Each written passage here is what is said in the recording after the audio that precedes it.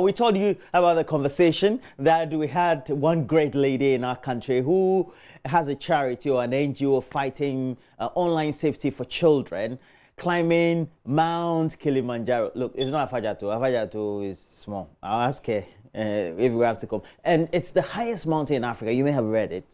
Those of us who used to use encyclopedia before Google came into place. It's a summit about 4,900 meters from its base and 5,895 meters above sea level. Just think about it. Just give you a couple of sound bites. You see how sometimes the reveling and entertainment is before we come into the studio.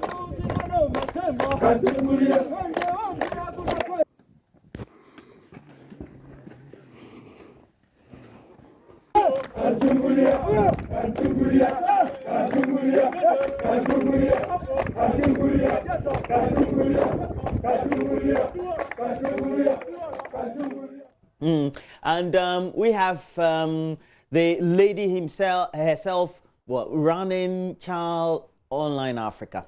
And she's here. Awo Amenya. Good morning to you, Awo. Good morning. And that was great work that you did. Of course, you wanted me to also try to use my linkages and try to see whether we could secure funding, because it was great investment. It was not something you can just pick from the tree, right? But how did you get it all together?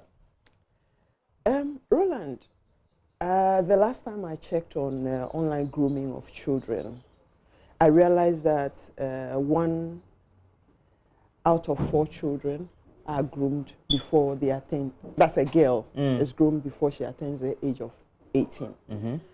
1 out of 6 boys are groomed before they attain the age of 18. Wow. And there's a situation in Ghana. It's a situation in Africa.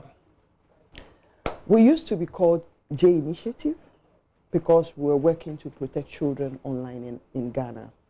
But then we had calls from other African countries asking for support in terms of resources and stuff like that to promote safety in their spaces as well. So considering the number of calls coming and the desire to make things happen for the child in Africa, I thought about doing something. Let me correct the impression. I'm an army wife. I'm married to an army person, but that does not make me a strong person. You're doing it like so. I wanted to ask you whether you also went through the drills or something. I'm not a crazy person. I'm very sober.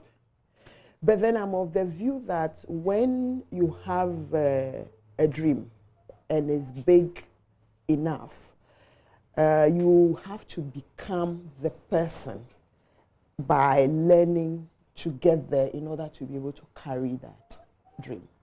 So that was a motivation to do something significant that will put forward the discussion of child safety in Africa. Kilimanjaro, because it's the highest point in Africa, and you know Tanzania declared independence there, and so it's a very significant location to address the issue or to bring forward the discussion on safety. So that was what brought the idea. And I had to now bring myself to terms with training in terms of cardiovascular activities, in terms of endurance activities, and in terms of resistance. I am not a fitness freak, but I had to become a fitness freak within 3 months to get ready for... Just to get ready? Yes, to get ready for the climb. So as part of my training for the first 6 months, I did normal walks, at least 10 kilometers a day. Then after that, I had to combine it with some gym works for another 6 weeks before the actual action of 6 days. Wow, wow. Yes. So it took you 6 days? From the base, that's from the Marangu gate to the Uhuru Peak. And then how long for you to come back? Oh, the descent? It took just a day. Okay. The point is, when you are going up, because you are meeting changing climate, changing atmosphere and stuff like that, it reduces the oxygen level. So you are careful going up. But in terms of the descent, you can just dive down, and so that was what I did. Yes. But That's what I did. In Africa, we just had Kojo Yankson accompanying the British High Commissioner on what we call the Ghana Grand Tour. Yes. And it was all to raise funds for the plastic and bench unit of the Kolebu Teaching Hospital. But and I kept telling him that, well, in Africa, dear, but yes. You know, if it was in Europe, elsewhere in Asia or the United States, this then draws the attention to a certain good cause, because climbing a mountain is a big deal, and climbing the highest mountain in Africa is even a bigger deal. How then do we capitalize on this to keep drawing on attention about child online safety? Because our children are now using the tablets, the phones, and getting access to the internet, but the content that they access is a big problem. Yes, so the content they access is a big problem. Like I said earlier, grooming is on the increase. They are groomed, and it's just like mimicking the grooming situation that happens offline. So parents need to get the conversation going. Parents need to understand what happens when a child is being groomed. What are the signs that I could look out for and stuff like that. So for me, it's something we need to talk about, but we cannot talk about it in isolation. So something significant ought to happen.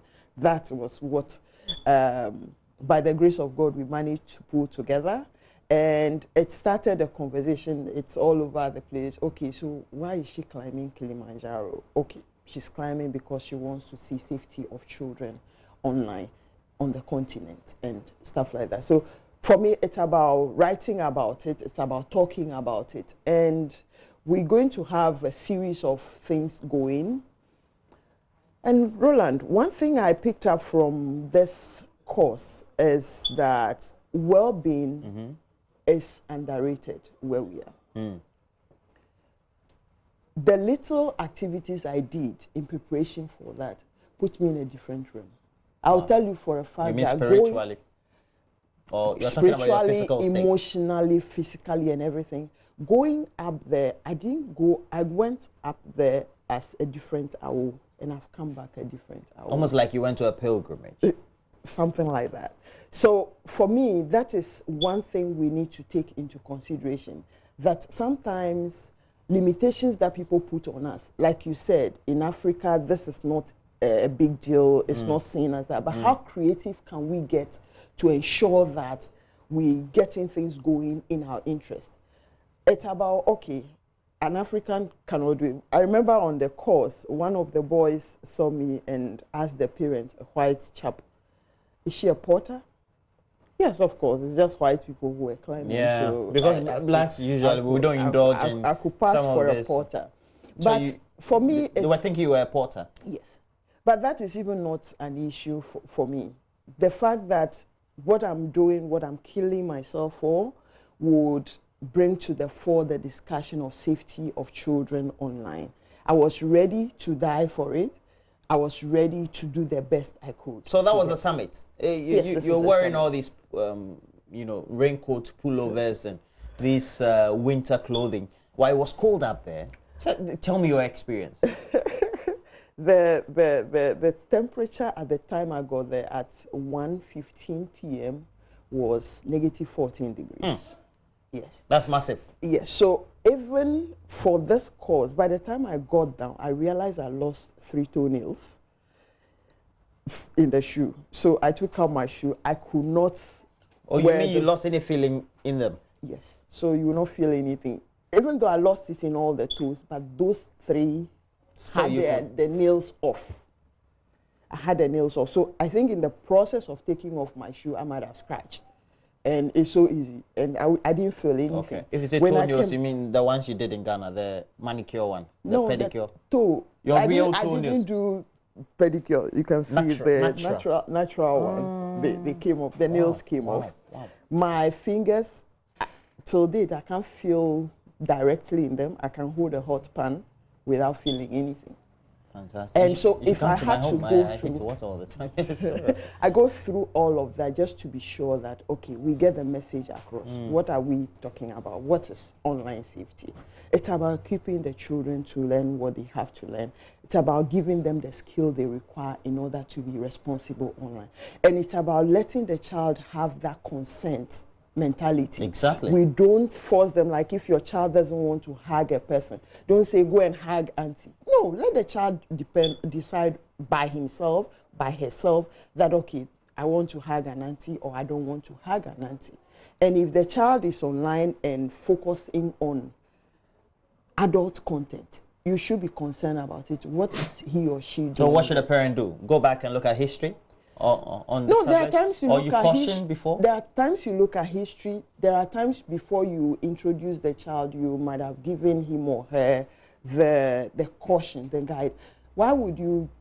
Why do we give torchlight to children when they are going out at night? And now this is an imaginary space, and we don't want to give them what they need to explore. I think we are failing in our responsibilities as parents.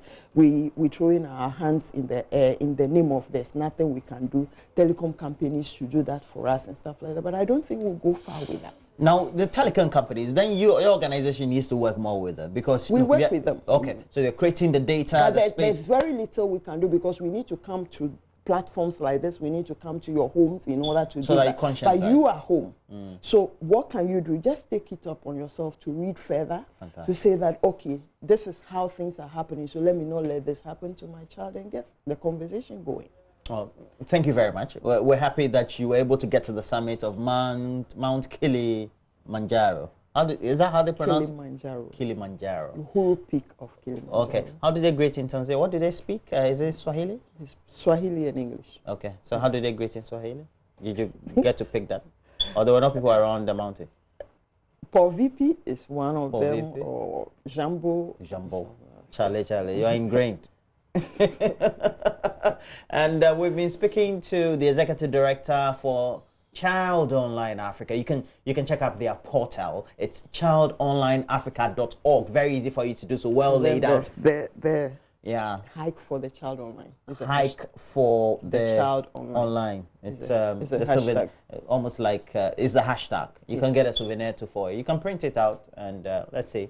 We'll join in the crusade. It's more important for us to know that children and giving them access to the internet, which is called the World Wide Web, indeed is wide, but the caution is needed. And that's what her organization is fighting for, Child Online Africa. Idam Amanya. Thank you very much. I've enjoyed the conversation, but let's move on. We'll bring you Becky with the latest wrap-up of entertainment that will take you to the weekend.